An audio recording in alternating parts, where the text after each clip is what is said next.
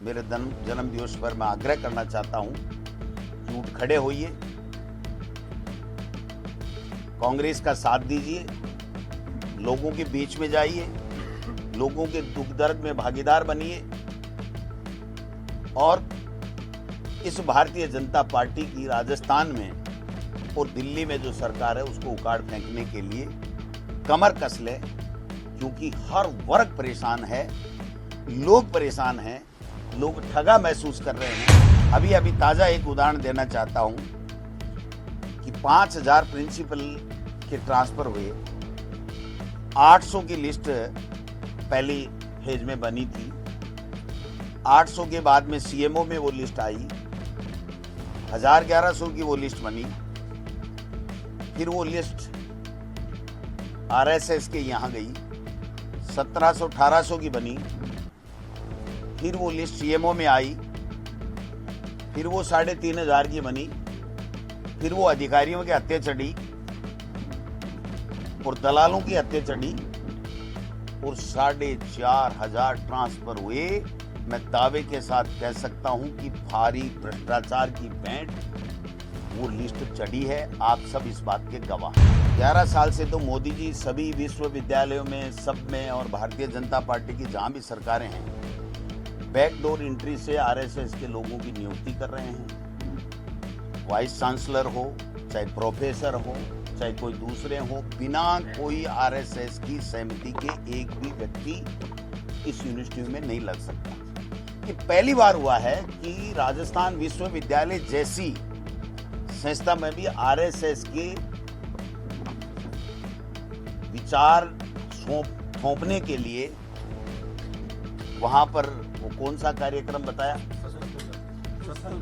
शस्त्र पूजा। अब बताओ, ये कोई बात होती है? शस्त्र पूजा क्या होती है? शस्त्र पूजा, मैं कह रहा हूं ना, ये दो तरीके से वोट चोरी करते हैं। एक वोट चोरी है कि चुनाव के समय चुनाव आयोग के अधिकारियों को अपने पक्ष में लेकर के और वोट फर्जी जोड़ते हैं। वोटर लिस्ट जिस दिन वोटिंग होती है उसके 24 घंटे पहले आती है, किसी को पता नहीं चलता है, और वो फर्जी वोट डाल करके चुनाव जीत जाते हैं, जो राहुल गांधी जी बार बार कह रहे हैं। दूसरा तरीका इन्होंने एसआईआर के माध्यम से जो कांग्रेस के या बीजेपी को नहीं देने वाले वोट हैं उनको कैसे भी एसआईआर से काट दो और वो वोट जुड़े ही नहीं उससे पहले। अब आप देखिए ना, रिजल्ट कितने दिन पहले दिया और 10 तारीख को आचार संहिता लग जाएगी, तो आदमी कुछ कर ही नहीं पाएगा। इतने दिन में कहां से इतने लाख वोट, कोई कहीं बैठा है, कोई कहीं बैठा है, कोई कहीं व्यापार कर रहा है, नौकरी कर रहा है, वो जिस दिन वोट देने आएगा उसको पता चलेगा कि तेरा वोट ही गायब है। तो ये लोकतंत्र की हत्या है और संविधान का उल्लंघन है। सकारात्मक सहयोग मिला, एक दिन भी मुझे ऐसा आभास नहीं हो रहा है राजनीति में जब से मैं 2005 से आया हूं कि कभी मुझे किंचित मात्र भी ये महसूस हुआ हो कि मुझे सहयोग नहीं मिल रहा है।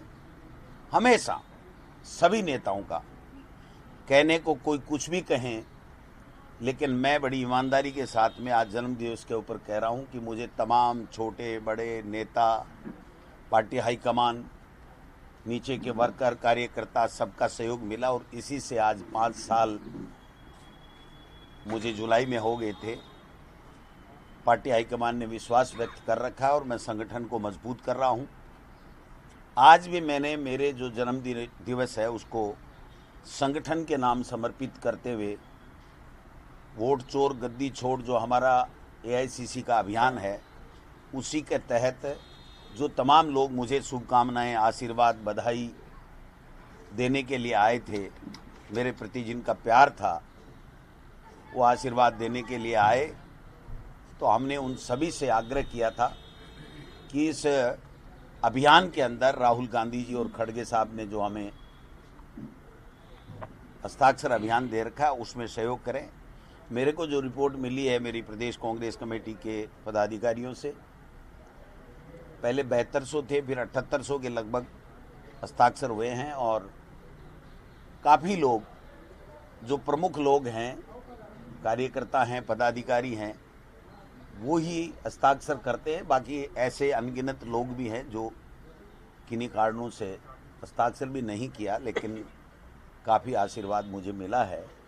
मैं समझता हूं कि मैं दिन रात लग कर के इस संगठन को सबको साथ लेकर के मजबूत करूं। और ये जो सरकार है, चाहे वो दिल्ली की सरकार हो चाहे राजस्थान की सरकार हो, दोनों सरकारों ने लोगों को ठगा है। पहला चुनाव मोदी जी झूठे जुमले और वादे करके जीत गए। दूसरा चुनाव मोदी जी सेना के शौर्य के पीछे छुप करके जीत गए। और तीसरा चुनाव मोदी जी वोट चोरी के आधार पर जीत गए। आज पूरे देश और दुनिया में हमारी विदेश नीति फेल है, हमारी आर्थिक नीति फेल है, हमारी किसान नीति फेल है। किसान की आमदनी दोगुनी करने की बातें कर रहे थे। और मैं समझता हूं कि प्रधानमंत्री जी 90 देश यात्राएं, विदेशों की यात्राएं करी है, लेकिन एक दिन भी आकर के हमारी मीडिया को कभी नहीं कहा कि मेरा ये अचीवमेंट है, इस देश के लिए मैं ये करके आया हूं। मैं समझता हूं कि यहां पर किसी ने सपने में भी नहीं सोचा होगा और किसी बीजेपी के नेता ने कभी नहीं कहा होगा कि भजन लाल जी मुख्यमंत्री बनेंगे, आप वोट दीजिए भारतीय जनता पार्टी को। सबने, मोदी जी ने कहा कि आप मोदी की तरफ देखो, 10 रुपये पेट्रोल के कम कर दूंगा, डीजल के कम कर दूंगा, महंगाई कम कर दूंगा, यहां पर बेरोजगारों को रोजगार दूंगा। और पता नहीं कितने वादे किए थे, लेकिन आज वो सारे वादे हवा हवाई हो गए हैं। एक भी वादा मोदी जी पूरा नहीं कर पाए। जीएसटी का पहले बढ़ाया, 10 साल लूटा, और अब जब बिहार का चुनाव आया और खुद का शासन डगमगाने लगा, कुर्सी डगमगाने लगी, सिंहासन डगमगाने लगा, तब जाकर के उन्होंने देखा कि अब एंटी कमेंसी होगी। लोग समझ गए कि ये तो केवल बातें करते हैं, काम नहीं करते हैं। तो ये जीएसटी का तुरुप का इक्का उन्होंने समझ करके फेंका। लेकिन लोग समझ रहे हैं कि इस जीएसटी की कमी की कारण से एक भी गरीब को किसी भी उसकी घरेलू आवश्यकताओं की पूर्ति में उसमें उसको कोई सस्ती नहीं मिल रही है सामान, कोई उसकी आमदनी में बचत नहीं हुई है।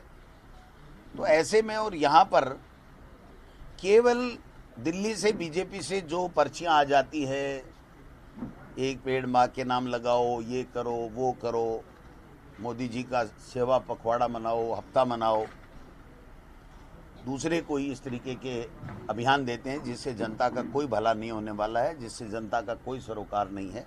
जनता परेशान है।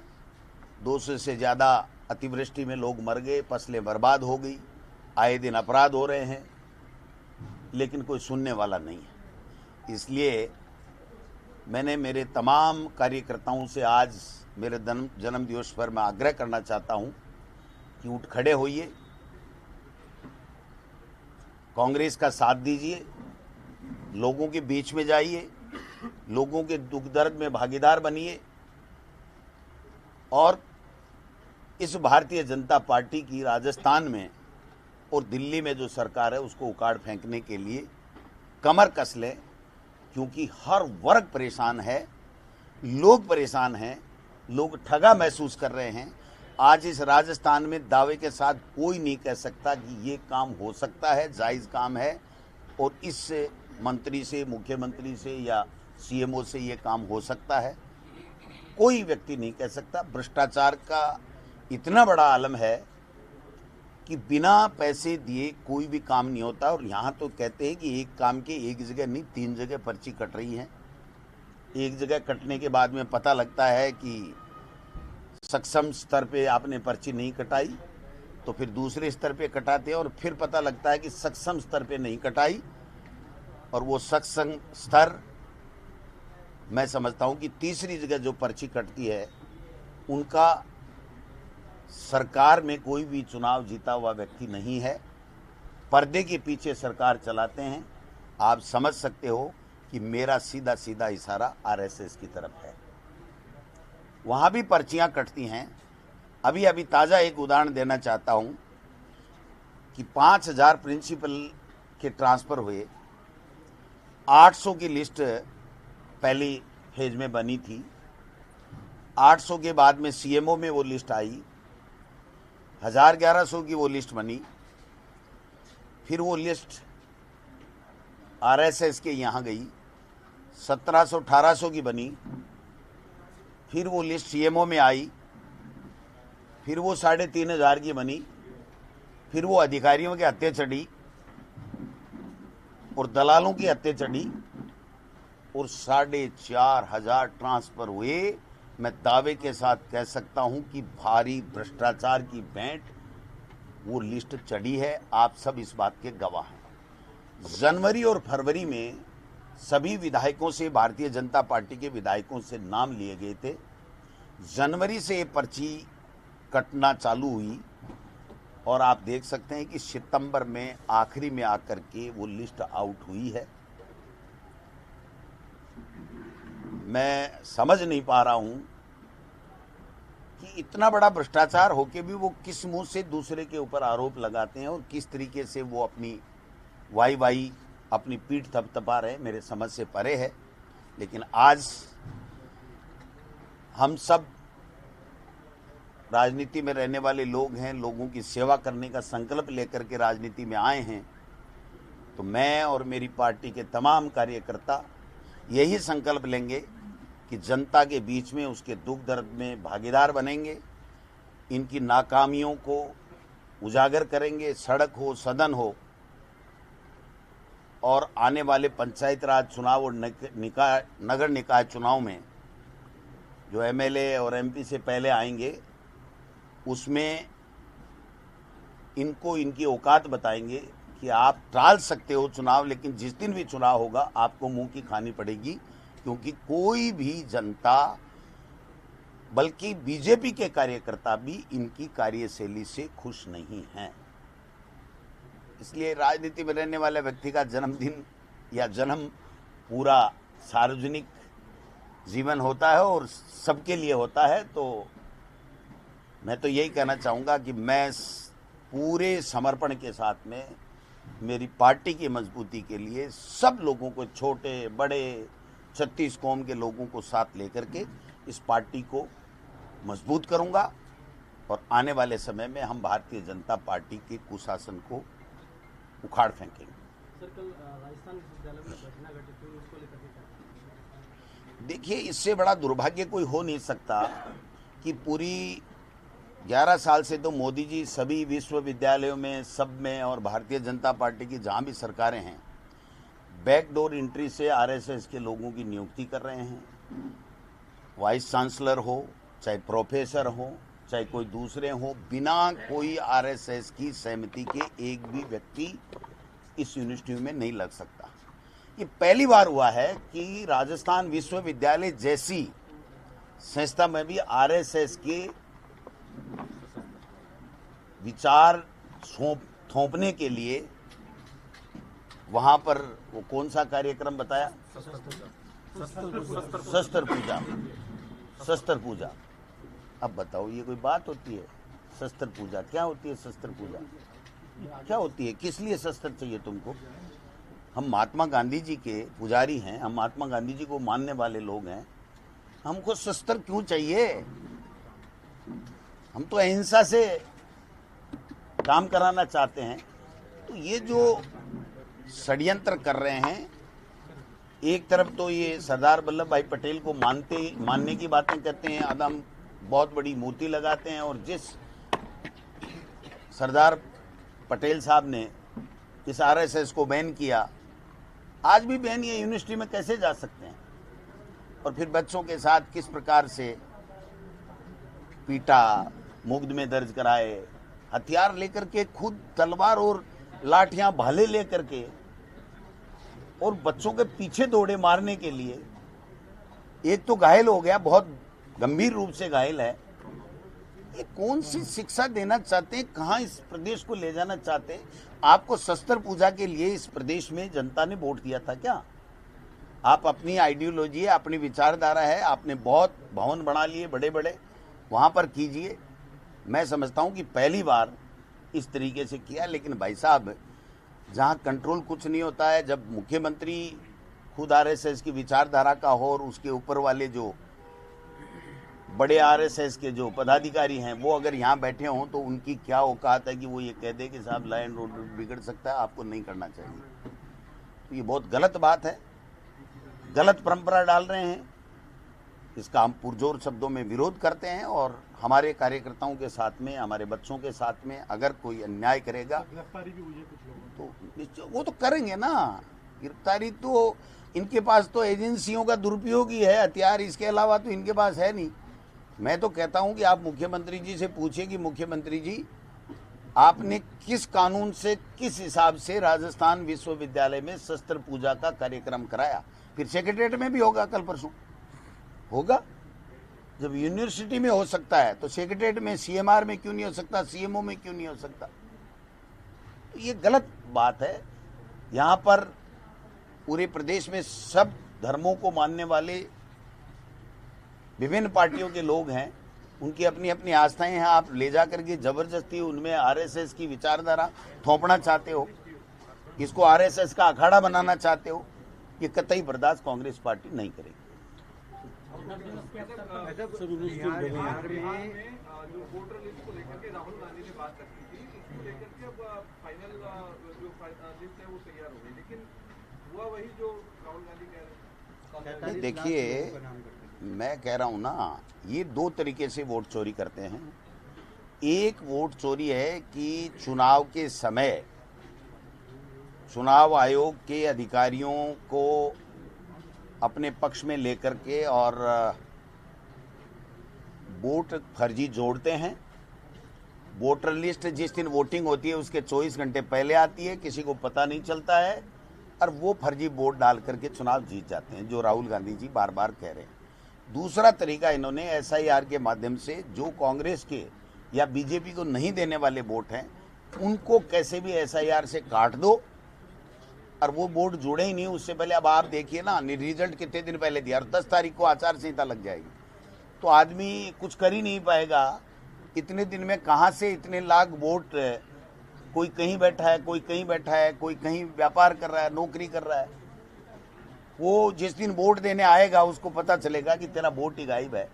तो ये लोकतंत्र की हत्या है और संविधान का उल्लंघन है, संविधान की हत्या है। मैं समझता हूं कि जनता इनको मुंह तोड़ जवाब देगी। देश की जनता बिहार में भी देगी और दूसरी जगह भी देगी। सर, जन्मदिवस के अवसर पर विधानसभा अध्यक्ष का बधाई संदेश आपको लाया गया है। जन्मदिवस के अवसर पर विधानसभा अध्यक्ष का बधाई मुख्यमंत्री जी का आ गया, मुख्यमंत्री जी का आ गया, राजेंद्र जी राठौड़ साहब का आ गया और मैं तो फोन पिकअप नहीं कर पाया। विधानसभा अध्यक्ष का आया गया। विधानसभा अध्यक्ष तो हम सब के लिए आदरणीय हैं, उम्र में वो बड़े हैं, हम सम्मान करते हैं। कार्यशैली का विरोध है, तो अगर यही रहेगी तो विरोध रहेगा, चाहे वो जन्मदिन का आए ना आए, इससे कोई फर्क नहीं पड़ता। व्यक्तिगत दुश्मनी हमारी नहीं है, हमारी व्यक्तिगत दुश्मनी नहीं है, हमारी केवल उनकी कार्य प्रणाली के ऊपर सवाल है, इसके अलावा और कोई बात नहीं। आपको क्या लगता है, वोट चोरी राजस्थान में भी हो सकती है या हुई है कभी? हम तो बीएलए बना चुके बीजेपी से पहले, नहीं करने देंगे, मजबूती के साथ में खड़े रहेंगे। अगर ऐसे कोई घटना करने के लिए आते हैं तो आप नहीं, लोकसभा में तो हुई है ना, उसका तो हाइड्रोजन बम आएगा थोड़े दिन में, राहुल गांधी जी बताएंगे आप सबको। हाइड्रोजन बम में हम उम्मीद करते हैं कि राजस्थान भी एक प्रदेश है। अब कौन सी सीट कैसे क्या है वो हमारे पार्टी हाईकमान करेंगे। हमारे राष्ट्रीय अध्यक्ष आदरणीय खड़गे साहब का भी समाचार मिला है कि वो अस्वस्थ हैं और हॉस्पिटलाइज हैं। मैं उनके स्वास्थ्य की ईश्वर से कामना करता हूं कि वो जल्दी स्वस्थ हों। हम सबको उनका मार्गदर्शन लंबे समय तक मिलता रहे, ईश्वर से यही कामना करता हूं। निश्चित रूप से खड़गे साहब ने जब से अध्यक्ष बने हैं तब से जिस बेबाकी के साथ में, जिस पार्टी की विचारधारा को मजबूत करने के लिए उन्होंने दिन रात इस उम्र में भी मेहनत की है, उनका कार्य बहुत ही प्रशंसनीय है और मैं ईश्वर से कामना करता हूं कि जल्द स्वस्थ होकर के हमारे मार्गदर्शन के लिए हमेशा और कार्य करते रहेंगे।